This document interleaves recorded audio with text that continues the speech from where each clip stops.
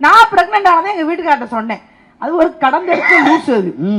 நான் எங்க வீட்டுக்கார சொன்னேன், நான் இனிமே தனி ஆள் இல்ல அப்படின்னு. எங்க வீட்டுக்கார சொன்னாரு, ஏன் உன் தங்கச்சி வந்திருக்காளா அப்படின்னாரு.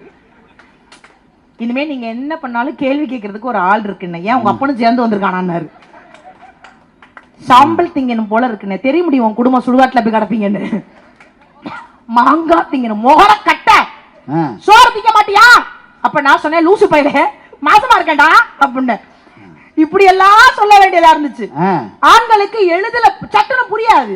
இதெல்லாம் எப்ப தெரியுமா மேடம்? நாம அப்ப once upon a time long ago. இப்ப கன்சீவா இருக்கிறத ஹஸ்பண்ட சொல்றது இல்ல. First Instagram live pregnancy test.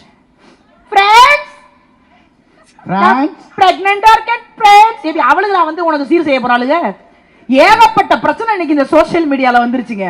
ஆனால் எனக்கு என்ன தெரியுமா ஆச்சரியம், தன் வீட்டு குழந்தை மாசமா இருந்தா, தன்னுடைய சகோதரி மாசமாக இருந்தா என்ன செய்யணுமோ இன்றைக்கு 14,000 பணம் கொடுத்தது மட்டுமல்லாம 4,000 மதிப்புள்ள அந்த கிட். குழந்தை பிறந்தோடனே எனக்கு இப்ப நாங்க ரொம்ப பெரிய வசதி எல்லாம் எங்களுக்கு கிடையாது. ஆனால் இறைவன் புண்ணியத்தில் தமிழ் எங்களுக்கு கொடுத்தது, எங்களால சில விஷயம் வாங்க முடியும். ஆனால் வாங்கவே முடியாத சில குடும்பங்கள் இருக்குல்ல, அவர்களுக்கு கூட 4,000 மதிக்கத்தக்க அந்த கிட்டையும் கொடுத்து 14,000 ரூபாயும் கொடுத்து குழந்தை நல்லபடியாக பெற்றுக் கொள்ளுங்கள், எங்க வீட்டு குழந்தை நல்லா வரணும்னு சொல்லக்கூடிய அந்த முதல்வர் இருக்காருல்ல நடுவர் அவர்களே, அவர் வழியில் வந்த மகன் எங்களுடைய துணை முதல்வர் அவர்கள் இன்னும் பல விஷயத்தை செயல்படுவார் நடுவர் அவர்களே. இன்னும் எத்தனையோ விஷயங்கள் இருக்கு.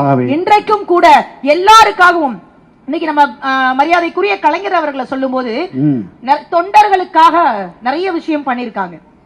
நம்முடைய முதல்வர் அவர்களை சொல்லும் போது தொண்டனாகவே நிறைய விஷயம் பண்ணிருக்காங்க. ஆனால் உதயநிதி அவர்களை சொல்லும் பொழுது நண்பனாகவே எல்லாரு கூடயும் பழகிட்டு இருக்காங்க. ஒரு நட்பு ரீதியா எல்லாரு கூடயும் பழகி யாருக்கு என்ன பிரச்சனை நடந்தாலும் அங்கே ஒரு சக நண்பனாக வந்து நிற்கக்கூடிய மரியாதைக்குரிய துணை முதல்வர் அவர்களுக்கு என்னுடைய பிறந்தநாள் வாழ்த்துக்களை தெரிவித்துக் கொண்டு, வாய்ப்பிருந்தால் மீண்டும் சந்திப்போம். இந்த நிகழ்வுக்கு நன்றி கூறி விடைபெறுகிறேன். நன்றி, வணக்கம்.